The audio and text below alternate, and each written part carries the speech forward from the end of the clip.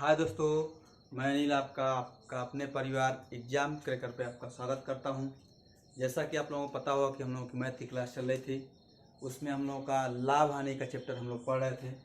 उसी चैप्टर में आज कुछ सवालों को हम लोग हल करेंगे और जो भी कंसेप्ट होंगे उसको हम सीखेंगे। देखिए, हमने यहाँ 2 सवाल लिए हैं, एक एक करके किसी सवाल को इसको लगाते हैं। पहले हम पहला सवाल हम लोग पढ़ रहे हैं कि 3 रुपये में 7 संतरे की दर से 3 रुपये में 7 संतरे की दर से कोई व्यक्ति क्या करता है कि संतरे खरीदे जाते हैं। बोल रहा है कि 3 रुपये में 7 संतरे की दर से संतरे खरीदे जाते हैं। फिर आगे बोल रहा है कि प्रति सैकड़े संतरे किस दर पर बेचे जाएं कि 33% का लाभ क्या हो, 33% का लाभ। देखिए, इसी तरह हम लोग पिछले क्लास में भी कुछ सवाल लगाए थे, उसको अगर देखना हो तो आप लोग देख लीजिएगा। देखिए, इस सवाल में हम बात करें तो क्या बोल रहा है कि देखिए, यहाँ क्या लिखना हमें, यहाँ हमें रुपया लिखना है, रुपया रहेगा, ठीक है। और यहाँ हम क्या लिख देंगे, मात्रा लिख देंगे, कितनी मात्रा है, वैसे भी हो जाएगा। लेकिन देखिए, अगर आप लगाना चाहें तो ऐसे भी लगा सकते हैं। देखिए क्या बोल रहा है, 3 रुपये में कितना खरीद रहा है, 7 संतरे खरीद रहे हैं। 3 रुपये में 7 संतरे खरीद रहे हैं। फिर बोल रहा है कि प्रति सैकड़े संतरे किस दर पर बेचे हैं, मतलब कि 100 संतरों को बेचने पर कितना रुपए हमें मिले तो क्या हो, 33% का लाभ हो। तो देखिए, अगर मैं बोलूँ आपसे कि ये किसके बराबर होगा, ये अगर क्रय कर रहा है तो 100% के बराबर होगा, क्योंकि हम राशि को क्या करें, मैंने कोई भी वस्तु है तो उसको हम खरीद रहे हैं। अब देखिए, पुनः क्या बोल रहा है, प्रति सैकड़े किस दर पर, तो हम मान रहे हैं कि x रुपये में 100 संतरे क्या करेंगे, हम लोग बेचेंगे। x रुपये में क्या करेंगे, 100 संतरे बेचेंगे। तो ये बेच रहे हैं, तो क्या बेच रहे हैं आप, 33% का लाभ कमा रहे हैं। मतलब क्या कि हम कितने में बेचेंगे, 133 में बेचेंगे, तभी तो 100 पे 33 का लाभ होगा। अगर देखिए 100 में हम खरीद रहे हैं, मतलब क्या कि ये जो खरीद रहे हैं 100% के बराबर है। तो ये जो आप क्या कर रहे हैं कि बेच रहे हैं 1 रुपये में 100 संतरे, तो ये 133 के बराबर होगा। अब तरीका क्या होता है कि इसका इसमें गुणा करते हैं और इसका इसमें गुणा करते हैं। ये क्या है, आपका क्रॉस मेथड है। अब यहाँ से इसको हल करेंगे हम, देखिए यहाँ से हल करेंगे और दोनों को आपस में बराबर करते हैं, तो क्या हो जाएगा आपका 3/7 गुणते कितना हो गया आपका 133 हो गया। बराबर कितना हम लिखेंगे, बराबर लिखेंगे 100 गुणते कितना होगा, x/100 कितना होगा, x/100 होगा। तरीका आपका सबसे बेस्ट है ये, क्रॉस मेथड लगाइए, तुरंत आंसर आएगा। देखिए, अब यहाँ 100 से 100 काट दिया, कट गया। अब यहाँ देखिए, अगर इस 133 को 7 से काटेंगे हम, तो देखिए 7 से काट रहे हैं, 7 एकम 7 हो गया, ठीक है। कितना बचा आपका, 6 बचा। और 7 9 कितना हो गया आपका, 63 हो गया। मतलब कि 19 बार में 7 से काटेंगे तो 133 कट जाएगा, ठीक है। अब पुनः क्या बचा, यहाँ पुनः यहाँ आपका 3 बच गया, तो 19 में 3 से गुणा कर कितना होगा, 19 में कितना होता है, 57 होगा, ठीक है। 19 में कितना होगा, 57 होगा। बराबर क्या है आपका, बराबर आपका x है, बराबर x है। तो आप क्या माने हैं, x रुपया माने हैं 100 संतरों को बेचने के लिए। तो जो ये x का मान 57 आ रहा है, क्या आ रहा है, आपका रुपया आएगा। मतलब हम क्या कर सकते हैं कि 57 रुपयों में अगर हम 100 संतरे बेचेंगे तो हमें 33% का लाभ होगा, ठीक है ना। अब इसी प्रकार हम लोग दूसरा सवाल लगा रहे हैं। देखिए, दूसरा सवाल क्या दिया है, बोल रहा है कि एक व्यक्ति ने 34 रुपये में 8 की दर से सेब खरीदे। क्या बोल रहा है, 34 रुपये में 8 की दर से सेब खरीद रहा है और उन्हें 57 रुपये में 12 की दर से क्या कर रहा है, बेच देता है। तो 45 रुपये का लाभ कमाने के लिए उसने कुल कितने सेब बेचे होंगे, मैंने कुल कितने सेब बेचे। देखिए, क्वेश्चन क्या बोला है कि 34 रुपये में क्या कर रहा है, 8 की दर से सेब खरीद रहा है। तो अगर हम 34 रुपये में, देखिए 34 रुपये में, यहाँ देखिए, यहाँ हमको परसेंटेज लाभ नहीं दिया है, नहीं कुछ बोल रहा है, तो हम ये वाला मेथड नहीं लगाएंगे, ठीक है। ये कब लगेगा, जब आपको परसेंटेज लाभ या ऐसे देगा, बोलेगा, तब उसके लिए लगाते हैं, ठीक ना। या हानि बोल देगा तभी लगा सकते हैं। अब यहाँ क्या बोल रहा है, हमसे पूछ रहा है कि 45 रुपये का लाभ कमाना है। बोल क्या रहा है कि 34 रुपये में हम कितना खरीद रहे हैं, 8 की दर से, मतलब कि 34 रुपये में 8 सेब आप खरीद रहे हैं।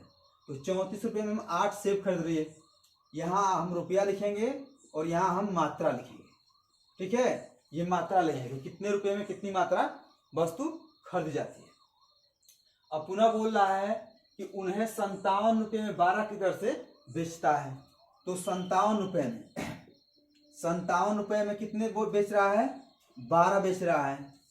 तो फिर आगे बोल रहा है कि बेचा तो 45 रुपये का लाभ कमाने के लिए उसने कुल कितने सेब बेचे। मतलब क्या बोल रहा है कि हमें कितने का लाभ कमाना है, हमें लाभ कमाना है कितने का, 45 रुपये का हमें लाभ कमाना है। अब देखिए, अब यहाँ देखिए क्या बोल रहा है, यहाँ बोल रहा है कि 34 रुपये में 8 खरीद रहा है और 57 में 12 बेच रहा है। तो कैसे पता चल रहा है, कुछ पता चल रहा है कि नहीं कि कितनी मात्रा हम खरीदे कितनी मात्रा बेचे। जब ये पता रहे कि हम कितनी मात्रा खरीदे हैं, जब उतना ही मात्रा बेचेंगे तभी तो पता चलेगा ना कि लाभ होगा या हानि होगा। तो पहले हम क्या बताए थे, पिछले क्लास में बता चुके हैं कि क्या करते हैं, यहाँ पहले हम मात्रा को क्या करते हैं कि पहले मात्रा को बराबर करेंगे। अब देखिए, अगर हम 3 से गुणा कर दें और इसमें 2 से गुणा कर दें तो ये कितना हो जाएगा आपका, 24 हो जाएगा। और ये भी क्या हो जाएगा आपका, 24 हो जाएगा। देखिए, मात्रा इसलिए बराबर किए हैं कि अगर मान लीजिए आप ही कोई वस्तु, मान लीजिए कि 1 दर्जन केला लेके आए, जब 1 दर्जन केला बेच देंगे तभी तो आपको पता चल जाएगा कि हाँ कि कितने हमें प्रॉफिट हुई, कितने लाभ हुआ या कितनी हानि हुई। तो वही कंडीशन यहाँ है कि अगर हम 24 वस्तुएं खरीद रहे हैं तो 24 वस्तुएं हम बेचेंगे, ठीक है। देखिए, ये क्या है, ये आपका सीपी है और ये आपका एसपी माने क्रय मूल्य का ये कंडीशन है और ये आपका विक्रय मूल्य का कंडीशन है। अब देखिए, अब क्या किया है कि इस 8 में 3 से गुणा किए हैं। तो देखिए, ये क्या था कि 34 में 8 खरीद रहा था, मतलब ये एक रेशियो में थे। अब जब इस रेशियो में हम 3 से गुणा किए हैं तो हमें 34 में भी क्या करना पड़ेगा, हमें 3 से गुणा करना पड़ेगा, क्योंकि रेशियो कभी क्या होता है कि बराबर रखना पड़ता है। अब इसमें हम 3 से गुणा कर दिए। अब इस 12 में 2 से गुणा किए तो हमें यहाँ भी क्या करना पड़ेगा, 2 से गुणा करना पड़ेगा। अब 34 में 3 से गुणा किए कितना आएगा, यहाँ 34 कितना होता है तो 102 हो गया। कितना हो गया, 102 हो गया, ठीक है। अब 57 में गुणा करेंगे, किससे, 2 से गुणा करेंगे, कितना होगा, 100 कितना होगा, 114 होगा। कितना हो गया, 114 हो गया। देखिए, ये क्या है कि ये आपका क्रय मूल्य आ गया है और ये क्या आ गया है कि आपका विक्रय मूल्य आ गया है, ठीक है। क्रय मूल्य और विक्रय मूल्य, अब इन दोनों का अंतर करेंगे तो क्या होगा, हम बताए थे, क्या बताया, देखिए लाभ बराबर क्या होता है, अगर हम बात करें तो लाभ बराबर आपका क्या होता है, विक्रय मूल्य माइनस का आपका क्रय मूल्य, ठीक है। मतलब सेलिंग प्राइस माइनस का कास्ट प्राइस होता है। अब देखिए कंडीशन क्या है, अब यहाँ से अगर मैं लाभ की बात करूं तो लाभ कितना हो रहा है, लाभ देख रहे हैं कि कितना है, आपका विक्रय मूल्य कितना है, 114 है और आपका क्रय मूल्य कितना है, 102 है। ये सब बात हो रही कितने पे, ये सब 24 वस्तुओं पे बात हो रही है, मतलब 24 शेयर पे बात हो रहा है, ठीक है ना। अब यहाँ देखें तो लाभ प्राप्त करा है, अब यहाँ से अंतर करें कितना लाभ प्राप्त करा है, 12 लाभ प्राप्त हो रहा है, मतलब कि 12 रुपये का लाभ हो रहा है, ठीक है। यहाँ से प्रॉफिट कितना हुआ, 12 रुपये का लाभ हुआ। अब देखिए, बोला क्या है कि हमें 45 रुपये का लाभ कमाना है। हम यहाँ देख रहे हैं कि अगर 24 वस्तुओं को हम बेच रहे हैं, खरीद रहे हैं, तो हमें 12 रुपये का लाभ हो रहा है, जिस कंडीशन से दिया गया है। अब क्या करेंगे यहाँ से कि हम अगर प्रॉफिट की बात करें, देखिए प्रॉफिट की बात कर रहे हैं तो हमें 12 रुपये का लाभ हो रहा है, 12 रुपये का। देखिए प्रॉफिट की बात करें, 12 रुपये का लाभ का हो रहा है जब हम 24 वस्तुओं को बेच रहे हैं। तो यहाँ से मैं आपसे बोलूँ कि अगर 1 रुपये का अगर लाभ कमाना होगा, अगर मैं बोलूँ आपसे कि अगर 1 रुपये का लाभ कमाना होगा तो कितनी वस्तुएं में बेचना पड़ेगा, तो कितना बेचना पड़ेगा, यहाँ से काटेंगे तो क्या हो जाएगा, 12 से 2 बार कट जाएगा। मतलब क्या होगा कि 1 रुपये में अगर हम 2 वस्तुएं बेचेंगे तब भी क्या होगा, कंडीशन उतना ही रहेगा, ठीक है। 1 रुपये में 2 वस्तुएं बेच रहे हैं, मतलब कि सॉरी क्या है कि 2 वस्तुएं बेच रहे हैं तो हमें 1 रुपये का लाभ हो रहा है। बोल क्या रहा है, 45 रुपये का लाभ कमाना है, तो 45 से दोनों तरफ गुणा कर दे रहे हैं, तो 1 में 45 से गुणा करेंगे क्या होगा आपका, 45 रुपया हो गया। अब इधर गुणा करेंगे हम, 2 गुणते 45, कितना हो गया आपका, 90 हो गया। मतलब क्या हो गया कि 45 रुपये का हम जब लाभ प्राप्त करेंगे तो कितनी वस्तुएं बेचेंगे हम? 90 वस्तुएं बेचेंगे। ठीक है, इस प्रकार आपका आंसर हो गया। अब चलते हैं अगले सवाल पे। देखिए हम लोगों का अगला सवाल है, यदि मेज का मूल्य 25% से बढ़ाया जाता है तो एक व्यक्ति 25,000 में 25 मेज कम खरीद पाता है, तो मेज का वास्तविक मूल्य क्या है? देखिए क्या बोल रहा है, देखिए ऐसे सवालों को हम कैसे लगाएंगे। बोल रहा है यदि मेज का मूल्य 25% बढ़ाया जाता है तो एक व्यक्ति 25,000 में 25 मेज कम खरीद पाता है। देखिए इसमें क्या होता है कि इस कंडीशन में क्या होता है कि जो मान लीजिए व्यक्ति क्या है कि कोई भी यदि आप अपने को मान लें तो एक दिन आपको 100 रुपये दिया गया बाजार करने के लिए, तो आप मान लीजिए गए मार्केट से तो 5 किलो आलू लेके आए। उस दिन कुछ अलग देखिए अगर मैं आपसे बात करूं कि 100 रुपया आपका दिया जा रहा है, आप जा रहे हैं मार्केट में तो एक दिन आप लेके आए कितना? एक दिन आप 5 किलो आलू लेके आ गए, 5 केजी। अगर मैं बोलूँ आपसे कि 5 केजी आलू लेके आ गए, 100 रुपये में आप 5 केजी आलू लेके चले आए। ठीक है, और पुनः अगर फिर दूसरे दिन आप गए तो दूसरे दिन गए तो उस दिन आप क्या किए देखिए उस दिन क्या किया आपकी 10 किलो आलू लेते आए, उतने ही 100 रुपये में ही 100 रुपये में क्या किया आपकी 10 केजी आलू लेते आए 100 रुपये में ही। मत देखिए अब इस कंडीशन में क्या होगा, मैं आपसे पूछूंगा कि पहले कितना मूल्य था रुपया प्रति केजी और बाद में कितना मूल्य था 100 रुपये। क्या रहेगा कि आपका मतलब कि आपको 100 रुपया ही दिया जाएगा। इस कंडीशन में क्या होगा कि यहाँ जितनी राशि दी गई है उतनी ही राशि में आपको सामान खरीदना होगा। भाव बढ़ेगा तो कम सामान लेके या तो अधिक लेके आइए, उससे मतलब नहीं है, लेकिन आपको ये जो रुपया है आपको उतना ही में आपको मार्केटिंग करना है। तो इस कंडीशन देखिए अगर इसमें करें हम बात करें तो इसमें कितना खरीदेंगे आप? इसमें आप 20 रुपया क्या होगा आपका? 20 रुपया पर केजी होगा, हो कि नहीं? अब यहाँ से करेंगे तो कितना होगा आपका? यहाँ से आपका 10 रुपया पर केजी हो जाएगा। आलू के भाव को पूछेंगे तो होगा ना। इसी प्रकार इसको भी हम लगाएंगे। ठीक है, यहाँ क्या करना है कि आपको जो राशि दी जा रही है वो आपका बदलेगी नहीं, वही रहेगी।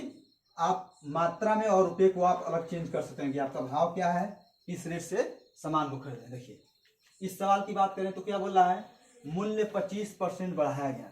अब 25% की अगर मैं बात करूं आपसे तो 25% का फ्रैक्शन मान कितना होगा? 25% को हम क्या लिख सकते हैं? हम 25 बटा में क्या लिख सकते हैं? हम 100 लिख सकते हैं। अब यहाँ से अगर काटेंगे हम तो कितना बार कटेगा? 1 बटा में 4 बार कट गया। मतलब क्या कर सकते हैं कि 25% का फ्रैक्शन मान कितना हो गया? 1 बटा में 4 हो गया। क्या बोल रहा है, यदि मेज का मूल्य 25% बढ़ाया गया। ठीक है, हम यहाँ लिख दे रहे हैं, यहाँ हम मूल्य लिख दे रहे हैं। ठीक है, पहले हम मूल्य देंगे फिर मात्रा लिखेंगे। यहाँ हम मूल्य लिख दिए। मूल्य अगर या इसमें बात करें 25% बढ़ रहा है, मतलब पहले 4 था तो फिर 1 बढ़ जा रहा है, मतलब क्या हो जाएगा आपका 4 पे, यहाँ देखिए 25% वृद्धि का मतलब क्या कि 4 पे 1 बढ़ रहा है। तो अगर पहले अगर 2 कंडीशन होगी, एक आपका पहले रहेगा और एक आपका सेकंड रहेगा। मतलब दूसरी बात, तो पहले अगर 4 था तो 4 से कितना बढ़ जा रहा है? 1 बढ़ रहा है। तो पहले अगर मूल्य 4 था तो अब कितना हो गया आपका? मूल्य 5 हो गया, क्योंकि क्या हो रहा है 4 पे की क्या कर रहे हैं हम? वृद्धि कर रहे हैं। ठीक है, अब देखिए अब क्या बोल रहा है, एक व्यक्ति है 25,000 रुपये में कितनी राशि है? राशि आपको कितना दिया है? राशि आपको 25,000 रुपये दिया है। 25,000 में 25 मेज कम खरीद पाता है। 25,000 में क्या करता है कि 25 मेज कम खरीद पाता है। मतलब आपको 25,000 रुपये दिए गए हैं। देखिए कंडीशन क्या होता है कि जब इस राशि को चेंज नहीं करेगा उतना ही राशि आपको दिया रहेगा, तो क्या होता है कि मूल्य और मात्रा का अनुपात उल्टा हो जाता है। मूल्य और मात्रा का अनुपात उल्टा हो जाता है। देखिए अगर लिखना चाहेंगे हम तो क्या होता है आपका, देखिए यहाँ अगर हम मूल्य लिख दें, मूल्य गुणते क्या होता है आपका? मात्रा होता है। मूल्य गुणते मात्रा बराबर क्या होगा आपका? जितना आप खर्च करेंगे, जितना आप व्यय करेंगे वो होगा। ठीक है, अब यहाँ से अगर इसको हम कांस्टेंट मान लें तो क्या लिख सकते हैं? इसको हम अगर लिखना चाहते हैं इसको हम क्या लिखते हैं? मूल्य बराबर क्या होगा आपका? मूल्य बराबर हो जाएगा 1 बटा में मात्रा होगा ना। अगर इसको अगर मान लें कि हम इसको निगलेक्ट करके इसको अगर 1 मान लें या 100 मान लें, कुछ मान लें, क्या होगा? नीचे कितना होगा आपका?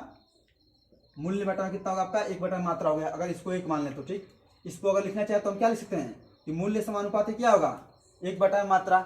मतलब कि कब कब होगा? जब आपका खर्च जो है, जो आप व्यय कर रहे हैं, जब ये आपका एक स्थिर रहेगा, मतलब इसको कांस्टेंट मान लेंगे, तो ये क्या होगा कि मूल्य और मात्रा क्या हो गए, आपस में एक दूसरे के व्युत्क्रमानुपाती हो जाएंगे। ठीक है, कंडीशन यहाँ लागू होगा। अब यहाँ अगर बात करें हम, तो मूल्य 4 से 5 हो रहा है, तो अगर मात्रा मैं पूछूं आपसे, मात्रा अगर मैं पूछूं आपसे, तो मात्रा क्या होगी? जस्ट इसकी उल्टी हो जाएगी। कब? जब ये राशि आपकी कांस्टेंट रहे। ठीक है, अब यहाँ अगर मूल्य 4 से 5 हो रहा है, तो मात्रा कितनी होगी? 5 से 4। मात्रा कितनी होगी? 5 से 4 होगी। अब सवाल पढ़िए, अब क्या बोला है कि 25,000 में 25 में क्या कर रहा है? कम खरीद पाता है। अगर मैं पहले कंडीशन की बात करूं, तो पहले अगर मूल्य 4 रुपये था, तो 5 वस्तु हम खरीद रहे थे। अब मूल्य क्या हो जा रहा है कि 5 रुपया हो जा रहा है, तो 5 में कितना हम 4 वस्तुएं खरीद रहे हैं। कितना कम खरीद रहे हैं? यहाँ से देखें हम, तो 5 का और 4 का अंतर कितना आएगा? 1 का आएगा। मतलब कि यहाँ देखें तो 1 रेशियो में क्या कर रहे हैं कि 1 वस्तु हम कम खरीद रहे हैं। अब इसी 1 का मान क्या दिया आपको? 25 दिया है, क्योंकि बोल रहा है ना कि यहाँ 25 मेज कम खरीदता है। हम यहाँ देख रहे हैं कि हम रेशियो में देख रहे हैं कि 5 रेशियो पहले खरीदते, तो अब 4 रेशियो खरीद रहे हैं। मतलब क्या कि 1 रेशियो कम हो रहा है। तो 1 का मान कितना हो गया आपका? 1 का मान 25 हो गया। आप इसको मत कर दीजिएगा, क्योंकि देखिए मूल्य है, ठीक है, और ये आपकी मात्रा है, तो ये रुपया में हमेशा आएगा, ये आपका रुपया में आएगा। इसको रुपया लीजिए आपको, ठीक ना। अब यहाँ क्या करें हम, 1 पर जब 25 हो गया, तो 4 का मान और 5 का मान आ जाएगा आराम से। अगर मैं बोलूँ आपसे कि पहले मात्रा कितनी थी, तो कितना होगा आपका? 100 कितना हो जाएगा? 125। और बाद वाली मात्रा कितनी हो जाएगी आपकी? 100 हो जाएगी। हो जाएगी ना।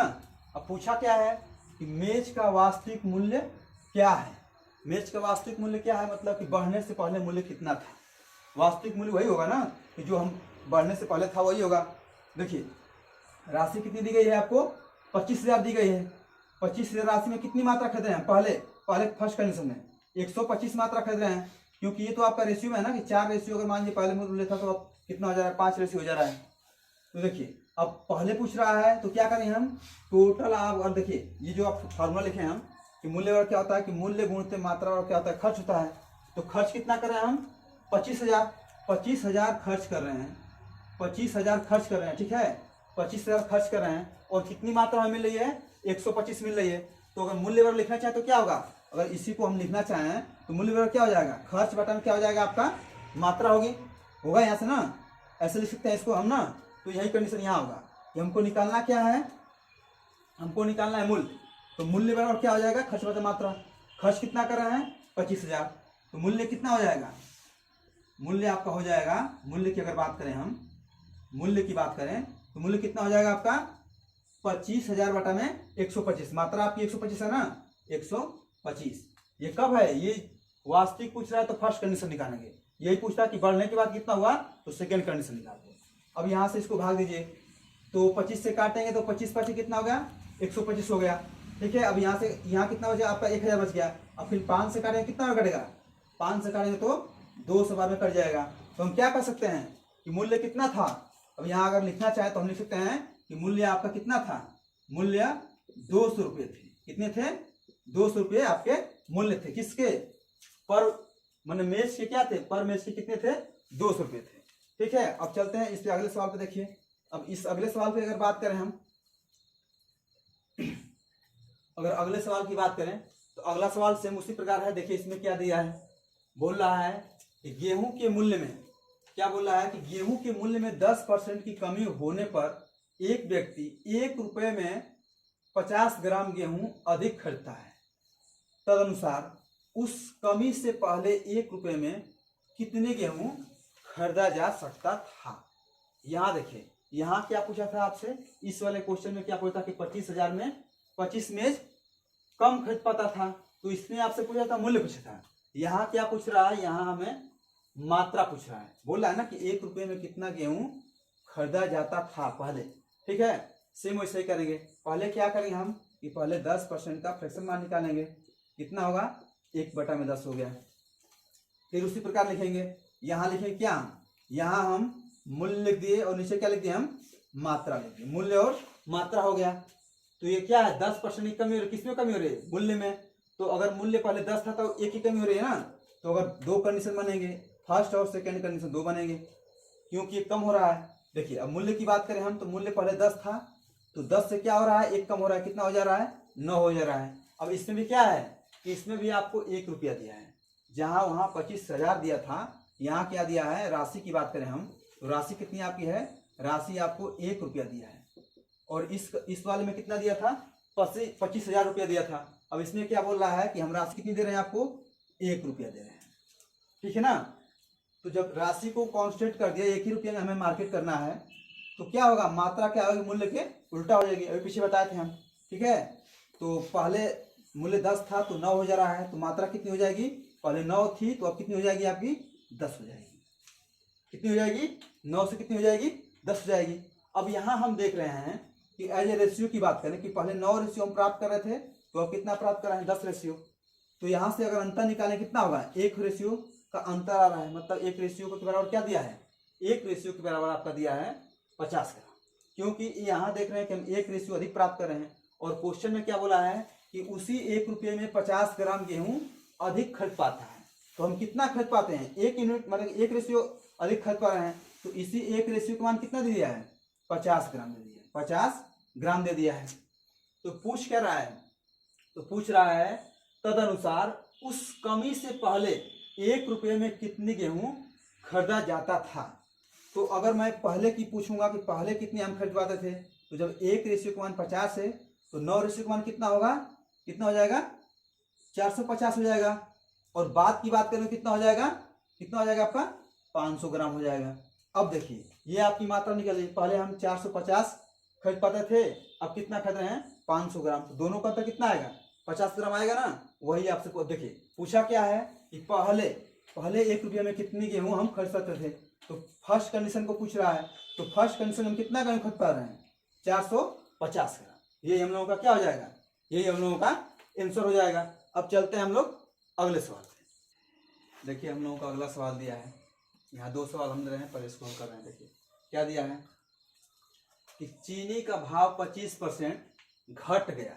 देखिए जैसे पिछला सवाल लगा था, हम लोगों का 2 सवाल लगाए थे, उसी के अनुसार ये भी है। देखिए क्या बोल रहा है, चीनी का भाव 25% घट गया। अब बोल रहा है कि अब 480 रुपये में 10 किलोग्राम अधिक चीनी मिलती है। तो चीनी का नया और पुराना भाव ज्ञात कीजिए। मतलब कि चीनी का नया और पुराना उसका कितना रुपया प्रति केजी भाव था, वही पूछ रहा है। देखिए बात करेंगे, पहले हम क्या बताए थे कि पहले जो भी आपका परसेंटेज होगा उसको क्या करें हम, कि पहले उसको फ्रैक्शन में चेंज करेंगे। तो 25% का फ्रैक्शन मान कितना होगा, कितना होगा, यहाँ से निकालेंगे तो 1/4 होगा। कितना होगा, 1/4 होगा।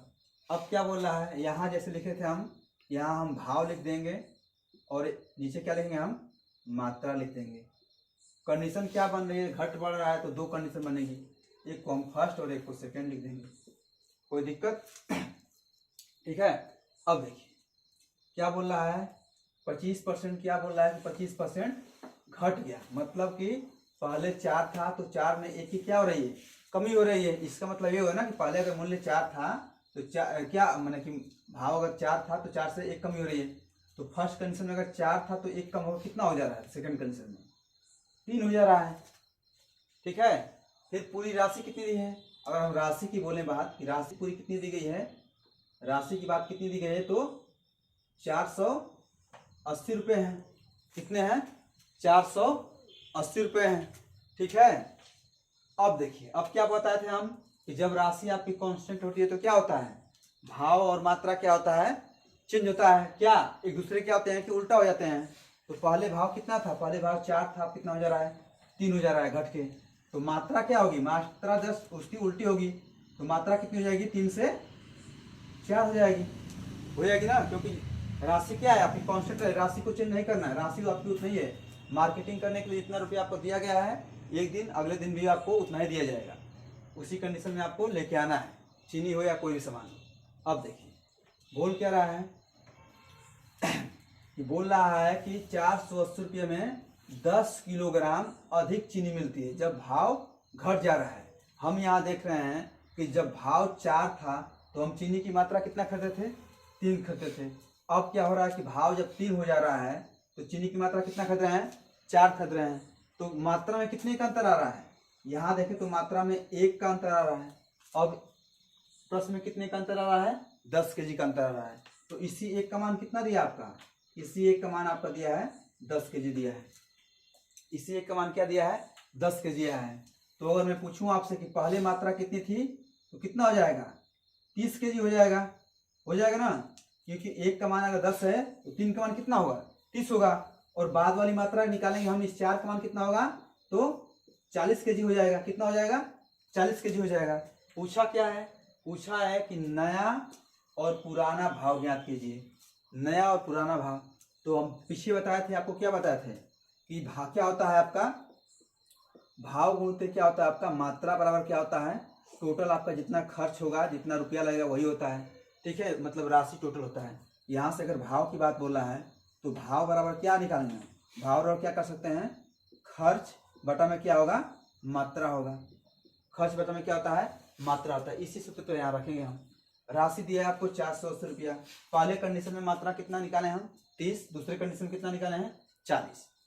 तो ये पहले कंडीशन का मतलब कि पुराना भाव और दूसरा कंडीशन का मतलब कि नया भाव। तो पुराने की बात करें हम, अगर पुराने की बात करें, पुराने भाव, पुराना भाव कितना होगा, यहाँ अगर पुराना भाव की बात करें हम, देखिए अगर हम लिखना चाहें पुराना भाव, पुराना भाव कितना होगा, पुराना भाव तो कितना होगा, टोटल आपका खर्च रहेगा उसमें क्या करेंगे पहले वाली हम मात्रा करेंगे, कितना हो जाएगा तो 480 रुपया है, 480 रुपया है, कितना से भाग देंगे हम 30 से, क्योंकि जो पहले हमकी मात्रा मिली वही होगी, तो 30 से भाग दे दिए। यहाँ कितना आ रहा है, यहाँ काटे 119 से कट गया, फिर कितना होगा 48, 3 से कटे कितने बार में 16 बार में कट गया।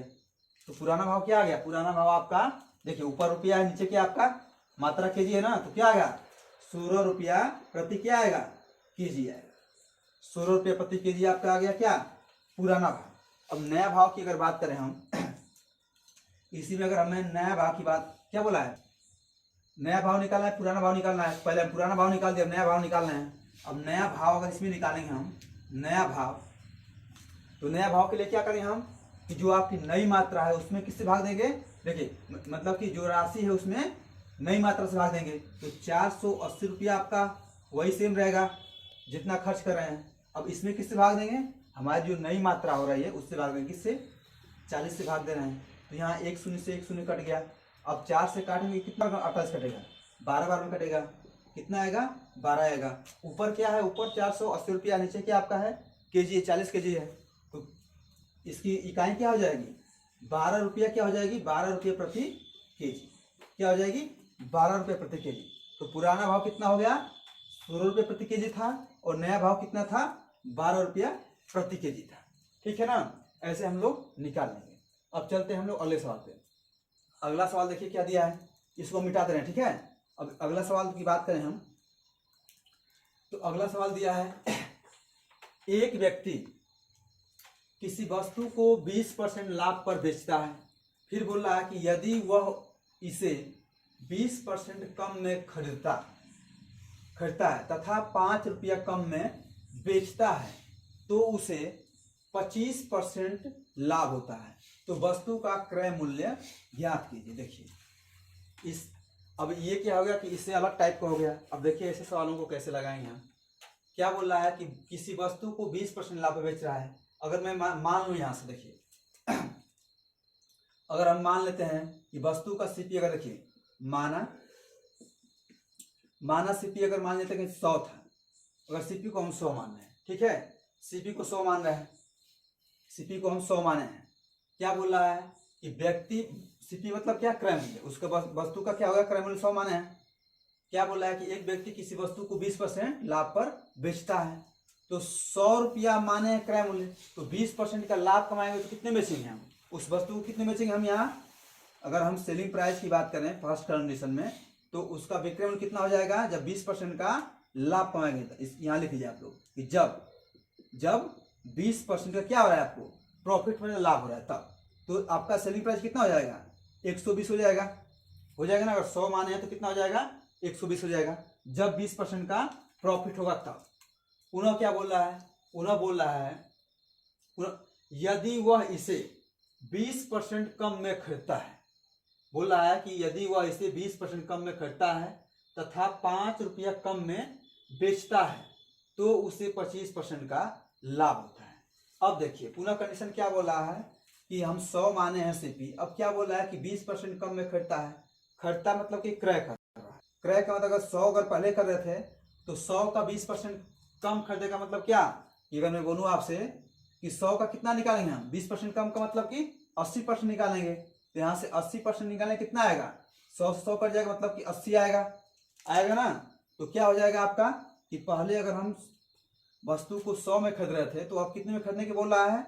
यहाँ अगर मैं बोलूँ आपसे कि ये आपका CP1 मतलब कि क्रय मूल्य फर्स्ट हो गया, ठीक है।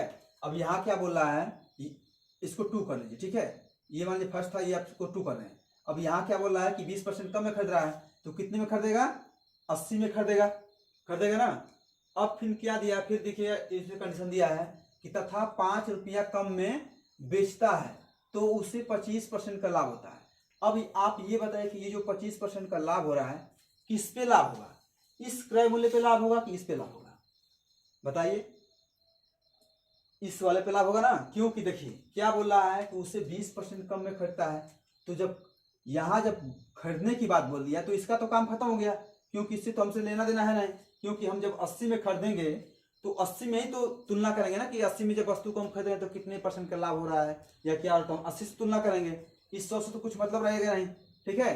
तो अब क्या बोल रहा है कि 5 रुपया कम में वस्तु को बेच रहे हैं। पहले कितने बेच रहा था, 120 में बेच रहा था, तो अब कितने में बेचेगा वो, जब बेचेगा यहाँ से बेचने को बोल रहा है तो पहले हम 120 में बेच रहे थे, अब क्या कर रहा है कि 5 रुपया कम में बेच रहा है। 120 में से माइनस कर दिए, इतना में हम वस्तु को बेच रहे हैं। अब ये किसके बराबर होगा, ये बराबर होगा आपका, देखिए उसे 25% का लाभ होता है, इतने में बेच रहा है तो उसे 25% का लाभ होता है। वो लाभ किस पे होता है, इस 80 पे लाभ होता है, क्योंकि 80 में खरीदा है ना सेकंड कंडीशन में। तो इस अब क्या करेंगे हम कि 80 का 25% लाभ कमाएंगे। तो 80 पर जब 25% का लाभ आए तो क्या लिख सकते हैं हम, 80 गुणते 125 घटा में 100 होता है ना। विक्रय मूल्य बराबर क्या होता है आपका, क्रय मूल्य कोष्टक में 100 प्लस का लाभ या बटा में क्या होता है 100 होता है। हानि रहेगा तो क्या होगा, 100 माइनस का हानि हो जाएगा, ठीक है। अब यहाँ से इसको काटेंगे, कितना में काटेंगे, देखिए और काटना चाहे तो कितना, 25 25 125 और 25 से होकर कितना हो गया, 100 हो गया। अब इस 4 से अगर काटेंगे इसको कितना बार कटेगा, इस 4 से अगर 80 को काटेंगे तो 20 बार में कट जाएगा। कितना हो जाएगा आपका, यहाँ आपका हो गया कितना 100, देखिए कितना होगा आपका, यहाँ से यहाँ आपका 100 हो गया, यहाँ कितना हो गया 100 हो गया। अब देखिए अब 100 हो गया तो बराबर क्या है, बराबर आपका 120 माइनस का ये क्या है कि 5 रुपया है।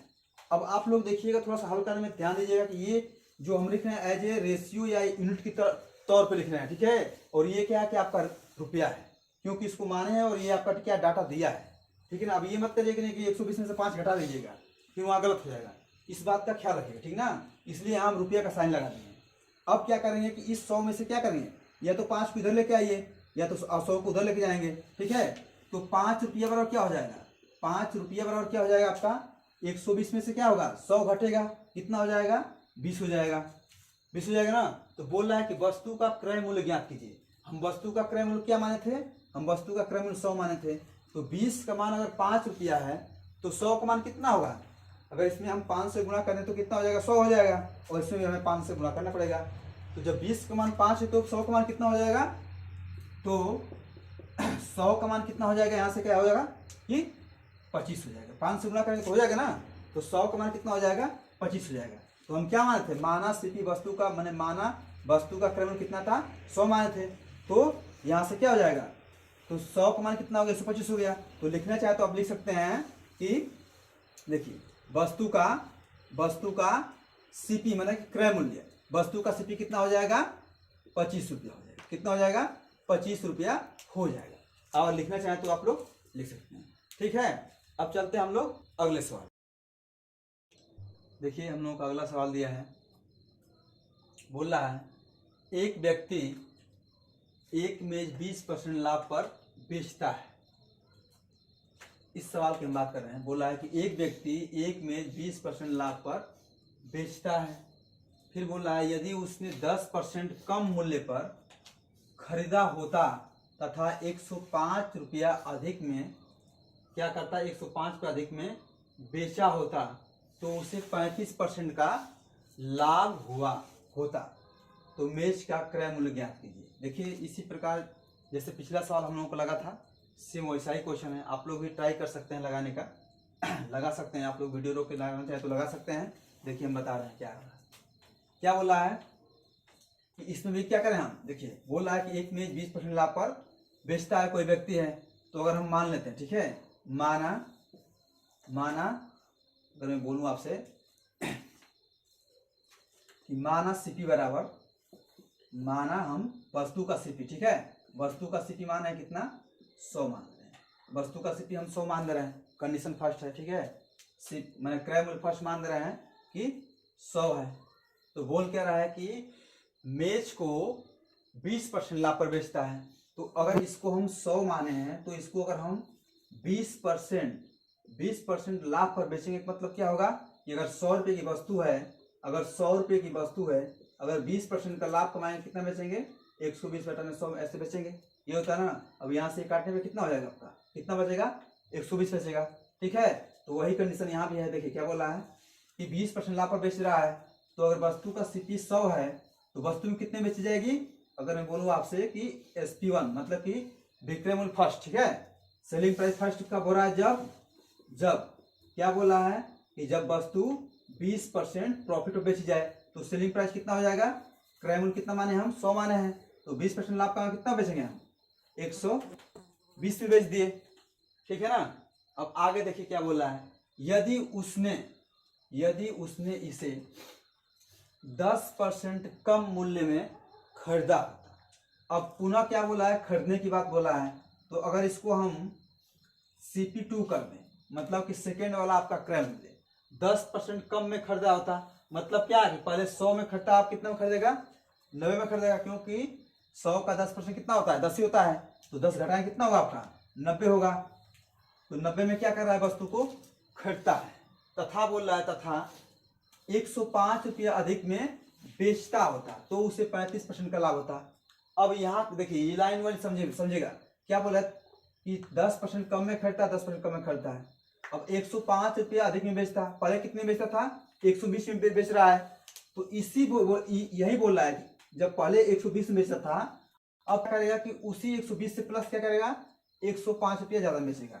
इसको लिखना चाहे तो कैसे लिख देंगे 120 प्लस क्या लिखेंगे हम 105 रुपया, क्या लिखेंगे कि पहले हम 120 बेच रहे थे, कितना लिख देंगे 105 रुपया प्लस करके बेचेंगे। तो अब देखिए पहले हम 120 बेच रहे थे, अब हमारा विक्रय मूल्य कितना हो गया 120 प्लस का 105। अब देखिए ये रुपया नहीं है, ये आपका एक तरह से मान है, ठीक है, ये रेशियो में आएगा मान, ये वाला आपका रेशियो होगा, ठीक है। अब ये क्या हो गया रुपया, इसलिए हम रुपया का साइन लिख दिए हैं। तो जब इतना बेच रहे हैं तो क्या हो रहा है, जब इतना में हम बेच रहे हैं तो उससे 35% का लाभ हुआ होता, 35% का लाभ हुआ तो मतलब किस पे लाभ होगा, इस 90 पे की बात कर रहा है, क्योंकि 90 पे ही तो खरीदा है ना सेकंड टर्म में, और ये सेकंड टर्म में बेच रहा है। फर्स्ट टर्म में तो ये माने तो फर्स्ट टर्म में बेच रहे थे 120 में, अगर सेकंड में क्रय मूल्य आपका 90 मान हो गया है, तो 90 में बेच रहा है, कितने में इतने बेच रहा है, तो कितने का लाभ हो रहा है 35% का। तो अब 90 का क्या करें, 35% का लाभ निकालेंगे। अब 90 का अगर 35% का लाभ निकालेंगे कितना होगा 135 बटा में क्या करेंगे हम 100 करेंगे, ऐसे ही करेंगे, कोई दिक्कत, ऐसे लिखा जाएगा ना, ऐसे लिखेंगे हम, ठीक है। तो ये कंडीशन यहाँ कर रहे हैं। अब यहाँ अगर बात बोलूँ मैं आपसे कि 90 का कितना 135 बटा में 100, ये किसके बराबर होगा, ये किसके बराबर होगा 120 प्लस का ये जो आपका रुपया है, रुपया को हमेशा रुपया के तौर पे लिखिएगा, नहीं तो गड़बड़ हो जाएगा, आपको घटाने में जोड़ने में हो सकता है कहीं त्रुटि हो जाए, ठीक है। अब इसको कटाइए आप, इसको कटा रहे हैं हम, देखिए कटाएंगे, 1 शून्य से शून्य कट गया। अब 9 से अगर गुणा करें, इसमें हम 9 से गुणा कर रहे हैं, ठीक है, कितना होगा 9 पची कितना हो गया आपका 45 हो गया। पुनः 3 से गुणा 9 में 3 से गुणा करें कितना होगा 9 3 27 और 4 कितना आपका 4 हासिल बचा है, तो 27 4 कितना हो जाएगा 27 4 31 हो गया, ठीक है। पुनः कितना हासिल बच गया आपका 3 बच गया, और 9 का 9 और 3 कितना हो जाएगा 12 हो जाएगा, कितना हो जाएगा 12 हो जाएगा, कितना रहा है 1215 रहा, लेकिन नीचे क्या है आपका 1 शून्य बचा हुआ है, इसका मतलब क्या नीचे 10 हुआ है, 10 से भाग देंगे कितना हो जाएगा 121.5 होगा ना। अब इस 121.5 के बराबर कितना हो जाएगा आपका 20 प्लस का कितना 105 ये रुपया होगा। अब क्या कंडीशन होगा कि अब क्या करेंगे कि 121 इधर रहेगा और 120 इधर आएगा ना। तो अब 100 देखिए 121.5 में से अगर हम 120 को घटा रहे हैं कितना आएगा 1.5 आएगा ना। जब घटाएं कितना आएगा 1.5। अब इस 1.5 के बराबर क्या लिख सकते हैं हम, इस 1.5 के बराबर हम 105 रुपया लिख सकते हैं। हो जाएगा कि नहीं हो जाएगा। ये अब यहाँ लिख रहे हैं हम डायरेक्ट लिख रहे हैं ठीक ना। यहाँ हम हल कर दिए हैं और यहाँ हम डायरेक्ट लिख रहे हैं ठीक है, क्योंकि जगह कम पड़ा। देखिए क्या हो रहा कि 1.5 बराबर कितना हो जाएगा आपका 105 रुपया हो जाएगा। कितना हो जाएगा 105 रुपया हो जाएगा। अगर इसको अगर अभी देखिए 1.5 बराबर कितना है 105 रुपया है। तो क्या पूछ रहा है, तो मेज का क्रय मूल्य पूछ रहा है। तो मेज का हमसे क्या पूछ रहा है क्रय मूल्य, मतलब कि 1.5 को अगर लिखना चाहे तो हम क्या लिख सकते हैं, इसको अगर लिखना चाहें तो इसको हम क्या लिख सकते हैं 3/2 लिख सकते हैं, कोई दिक्कत हो जाएगा ना। चाहे छोड़िए इस तरह लिख। देखिए अब ये 1.5 का मान इतना है तो 100 का मान कितना होगा। अगर 100 का मान हम निकालना, क्योंकि 100 मान है हम ना, तो 100 का मान निकालने कितना होगा, यहाँ से आपका हो जाएगा कितना 105 गुणते का 100 बटा में कितना होगा आपका 1.5 होगा। अब क्या करेंगे, इसको हम दशमलव को हटाएंगे तो एक शून्य यहाँ बढ़ा देंगे, कोई दिक्कत कुछ नहीं दिक्कत होगा। दशमलव हट गया। अब 5 से भाग दीजिए आप, 5 से भाग दे रहे हैं तो 5 से कितना होगा 15 हो गया। अब यहाँ काट रहे हैं तो कितना हो रहा है 5 दूना का 10 होगा और 5 एकम 5, मतलब कि 21 बार में कट जाएगा 105। अब इस 3 से 21 में भाग देंगे हम, तो 3 से 21 से भाग कितना बार कटेगा 3 7 आपका कितना होता है 21 हो गया। तो टोटली 100 का मान कितना मिल गया 100 का मान आपका मिल गया कितना, यहाँ कितना है आपका 1000 है और ये 7 होगा, कितना होगा आपका 7000 हो गया। कितना मिल गया 100 का मान 7000 मिल गया ठीक है। तो हम इसी को डायरेक्ट क्या लिख रहे हैं 1.5 का मान कितना है 105 है, तो हमें 100 का मान चाहिए। तो 100 का मान कितना हो जाएगा 100 का मान आपका यहाँ लिख सकते हैं हम कि 100 बराबर क्या हो जाएगा आपका 7000। 100 बराबर कितना हो जाएगा 7000 क्या हो जाएगा 7000 आपका रुपया होगा ना, 7000 आपका रुपये हो जाएंगे ठीक है। 1.5 के बराबर 105 है तो 100 का मान कितना होगा आपका 7000 रुपया हो जाएगा। तो 7000 रुपया क्या होगा 7000 रुपया वस्तु का मन मेज का क्या होगा आपका क्रय मूल्य होगा ठीक है ना। अब इसको हम मिटा दे रहे हैं क्योंकि यहाँ हम हल कर दिए हैं, आप लोग देख लीजिएगा ठीक है ना। अब देखिए आप लोग हम चलते हैं अगले सवाल पे। अगला सवाल हम लोग क्या दिया है, अगले सवाल की बात करें हम। अगले सवाल का बात करें तो क्या दिया है कि यदि एक वस्तु को क्या दिया है, यदि एक वस्तु के लाभ और विक्रय मूल्य के बीच एक संबंधित 5 का अनुपात है तो उस वस्तु के विक्रय मूल्य और लागत मूल्य के बीच का अनुपात क्या होगा। लागत मूल्य और लागत मूल्य का मतलब क्या है कि क्रय मूल्य ठीक है। क्रय मूल्य और किसके अनुपात, माने विक्रय मूल्य और क्रय मूल्य के बीच का अनुपात पूछ रहा है। तो ये तो आसानी क्वेश्चन है, आप लोग भी लगा सकते हैं। देखिए क्या क्या दिया है, यदि एक वस्तु का लाभ और क्या दिया है प्रॉफिट और किसका विक्रय मूल्य का अनुपात। प्रॉफिट और सीपी की बात माने कि एसपी की बात बोला है ना। विक्रय मूल्य का मतलब क्या कि आपका सेलिंग प्राइस हो गया। यहाँ लाभ और किसका अनुपात दिया है विक्रय मूल्य, विक्रय मूल्य का अनुपात दिया है। कितना दिया है आपका भैया, तो दे रहा है कितना एक संबंध कितना दे रहा है 5 दे रहा है। तो इसका मतलब क्या है कि अगर लाभ आपका 1 हो रहा है तो विक्रय मूल्य कितना है 5 है, यही हुआ ना। अब बताइए, अब अगर मैं आपसे बात बोलूं कि लाभ बराबर क्या होता है, लाभ बराबर होता क्या है, तो आप लोग सूत्र जानते हैं कि क्या होता है कि विक्रय मूल्य माइनस का क्या होता है आपका क्रय मूल्य होता है कि नहीं होता है। तो यहां से मैं पूछूं आपसे क्रय मूल्य बराबर क्या होगा, तो क्रय मूल्य बराबर क्या होगा, तो आप लोग क्या करेंगे यहां से कि अगर क्रय मूल्य को इधर लेके आ रहे हैं हम तो क्या कर सकते हैं कि विक्रय मूल्य माइनस से क्या होगा आपका लाभ हो जाएगा प्रॉफिट ठीक है। सीपी बराबर क्या हो जाएगा आपका एसपी माइनस का पी हो जाएगा, मतलब कि क्रय मूल्य बराबर विक्रय मूल्य माइनस का लाभ। अब यहाँ कंडीशन क्या दे रहा है कि अगर लाभ 1 रेशियो है तो 5 रेशियो आपका क्या है विक्रय मूल्य है, तो आपका क्रय मूल्य कितना होगा 5 में से 1 को घटाना पड़ेगा। जैसे सूत्र में यहाँ निकाले हम तो कितना हो जाएगा 5 में से 1 करेंगे कितना होगा 4 होगा। तो आपका सीपी कितना मिल गया 4 रेशियो मिल गया। पूछा क्या है, पूछ रहा है कि विक्रय मूल्य और लागत मूल्य, लागत मूल्य को क्रय मूल्य ठीक है। लागत मूल्य का मतलब क्या होगा आपका क्रय मूल्य हो गया तो जैसे बोला है वैसे लिखेंगे। देखिए पहले विक्रय मूल्य दिया है तो पहले हम विक्रय मूल्य को लिखेंगे और बाद में लागत मूल्य को। तो यहाँ पूछ रहा है हमसे कि एसपी और सीपी का रेशियो। तो एसपी कितना है 5 है और सीपी कितना है आपका 4 है। तो हम लोगों का आंसर क्या हो जाएगा 5 संबंधे 4 हम लोगों का आंसर हो जाएगा। देखिए आज जितने सवाल लगे हैं ठीक है। अब इस लाभ हानि में का कुछ सवाल और कुछ टाइप बच गए हैं, उसको हम लोग अगली क्लास में खत्म करने की प्रयास करेंगे। और जितना सवाल लगा है इसी बिहार पे आप लोग भी घर अपने बुक से किसी भी बुक से आप लोग सवाल लगा सकते हैं। और अगर मान लीजिए आपको तरीका पसंद आ रहा है सॉल्व करने का तो आप लोग वीडियो को शेयर करें जितना से जितना चाहें, और वीडियो को और चैनल को सब्सक्राइब कर लें। और परीक्षाओं के लिए मान लीजिए जो भी मैथ की क्लास होगी हम लोग इस तरह पढ़ाते रहेंगे। धन्यवाद।